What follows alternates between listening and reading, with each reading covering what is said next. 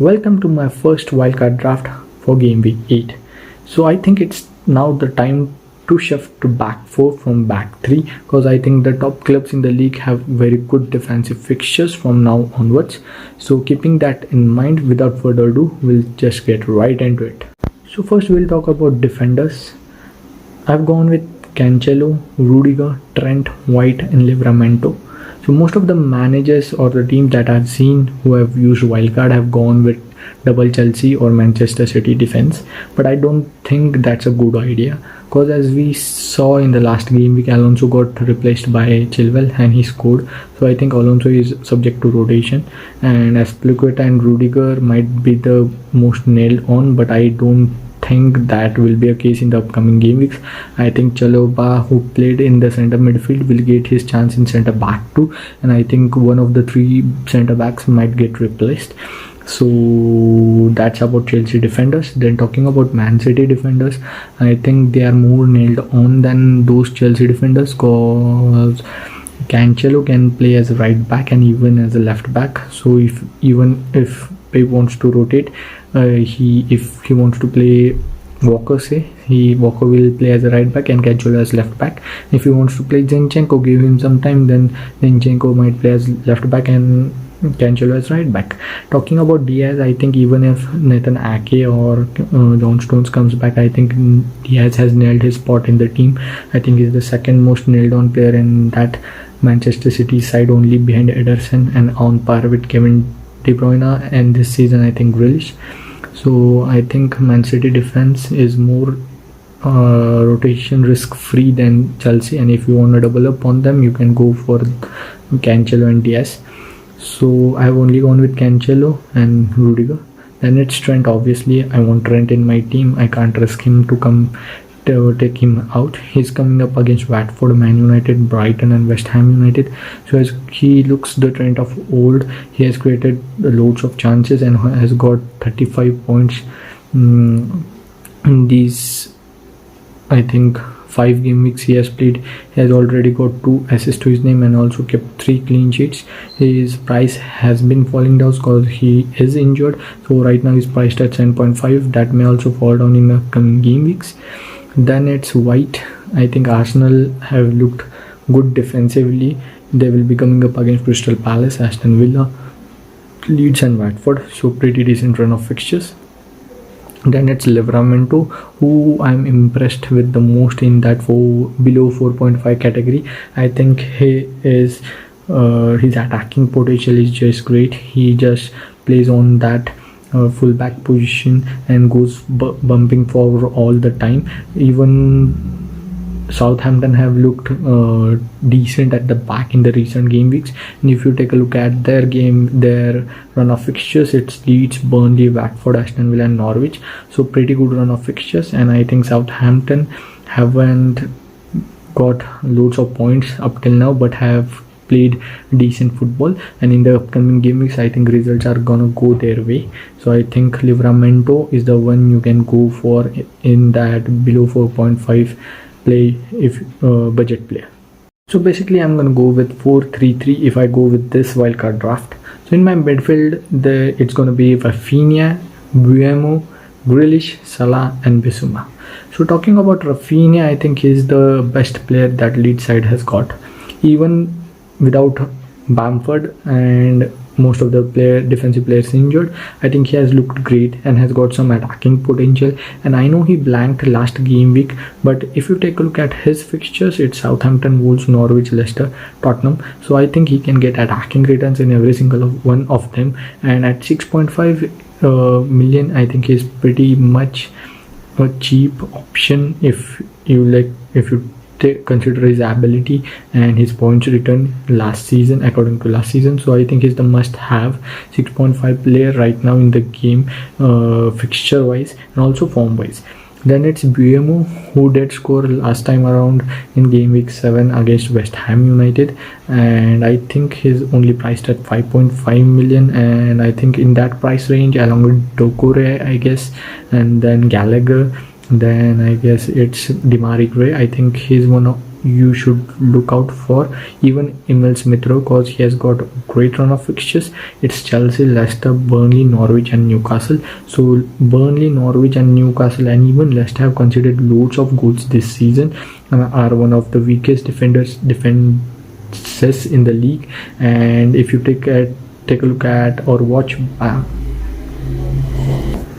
and if you have watched Brentford this season, Mbeumo plays as a second striker, or you can call as number 10, that is off Tony, who plays as target man, and most of the time he's on the end of those layoffs by Tony and has great attacking potential, as he also gets those deflected shots like he did against West Ham and has great chances of scoring goals, even I would say better than Tony if you exclude him of penalty duties.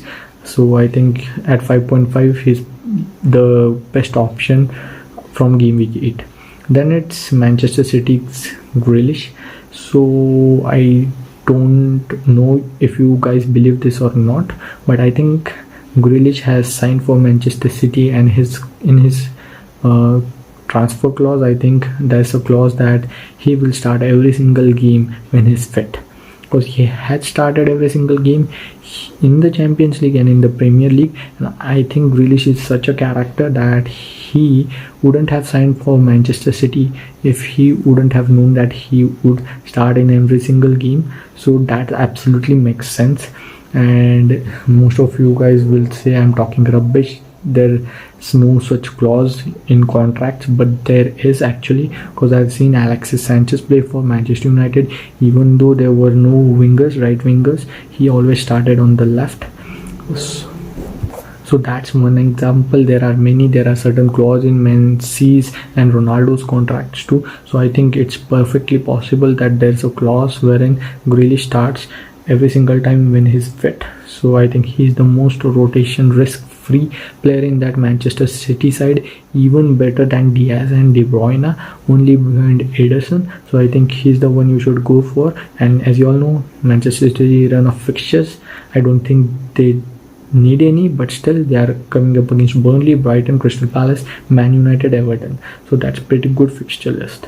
Then it's of course FPL god Mohamed Salah, who also scored against Man City and also got an assist. I think right now he's the best player in the world, and I think he's on a different level this season. He's going to break all the records if he doesn't get an injury. So I think he's the must-have option till the end of the season. He'll be coming up against Watford, Man United, Brighton, West Ham United, Arsenal. Basically, it doesn't matter who is coming up against. I think the form he is in, he'll score against every single opponent. I know he has blanked this season, but that's only one-off game, and in the rest of the games he has got goals or attacking returns in every single one of them. So I think he again against Watford and Man United and Brighton, I back him to get double-digit houls. Then it's Bissouma, who I think is the best 4.5 million option you can have if he's fit. I think he's going to be fit obviously after the international break, and Brighton are playing really good football.